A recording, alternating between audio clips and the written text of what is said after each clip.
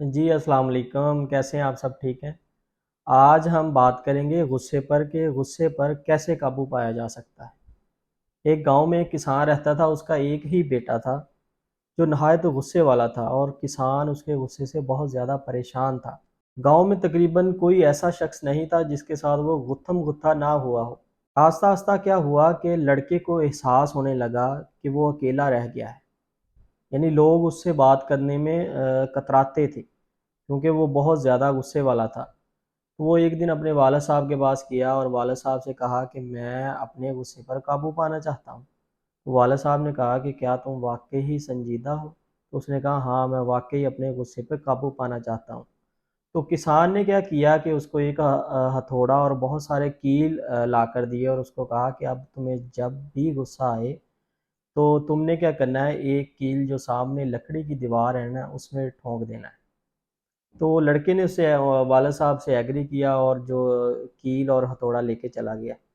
پہلے دن اس نے 50 کیل سامنے والی دیوار میں ٹھونکے، یعنی اس کو 50 دفعہ غصہ آیا۔ دوسرے دن اس نے 39 یعنی 39 کیل جو تھے نا وہ سامنے والی دیوار میں ٹھونکے۔ اس طرح وقت گزرتا گیا، دن گزرتے گئے، کیلوں کی تعداد کم ہوتی گئی، اور ایٹ دی اینڈ ایک دن ایسا آیا کہ اس نے ایک بھی کیل سامنے والی دیوار میں نہیں ٹھونکا۔ تو وہ اپنے والد صاحب کے پاس گیا تو اس نے سارا قصہ بتایا، تو والد صاحب بڑے خوش ہوئے کہ میرے بیٹے نے غصے پر قابو پا لیا ہے۔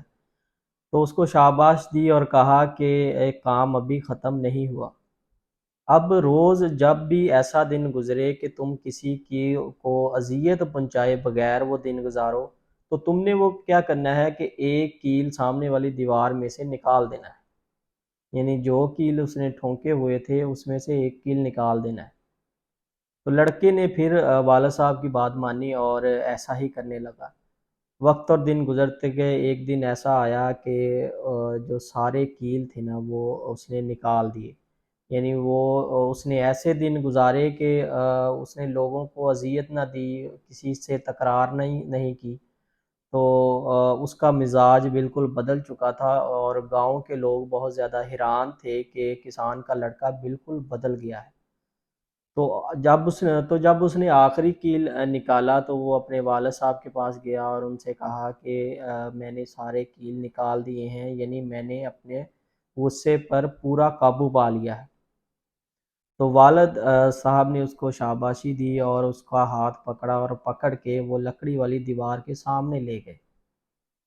تو والد صاحب نے کہا کہ بیٹا دیکھو، یہ تم نے اس میں کیل ٹھونکے تھے اور اب تم نے ان کو نکال دیا، کیا یہ دیوار پہلے جیسی ہے؟ یعنی اس پہ کتنے زیادہ نشانات پڑ چکے ہیں۔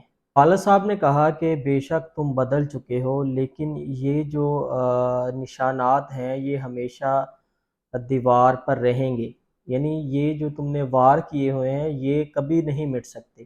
اسی طرح جب ہم کسی پر الفاظ کا وار کرتے ہیں تو وہ جو وار ہوتے ہیں وہ اس کے دل کی دیوار پر نشان چھوڑ جاتے ہیں جو کبھی نہیں مٹتے۔ یہ بالکل ایسا ہی ہے کہ آپ کسی کے پیٹ میں چاقو سے وار کرو اور بعد میں اس سے 1000 دفعہ معافیاں مانگو، بے شک وہ آپ کو معاف بھی کر دے، لیکن جو نشان ہے وہ رہ جاتا ہے، یعنی جو اس کے پیٹ پہ زخم کا نشان ہے وہ تو کبھی نہیں مٹے گا۔ تو اسی طرح جو الفاظ کے وار ہوتے ہیں وہ بھی چاقو کے وار کی طرح ہی ہوتے ہیں، جو کہ نشان چھوڑ جاتے ہوتے ہیں۔ اپنے غصے پر قابو رکھیں۔ سیانے کہتے ہوتے ہیں غصہ شیطان ہوتا ہے۔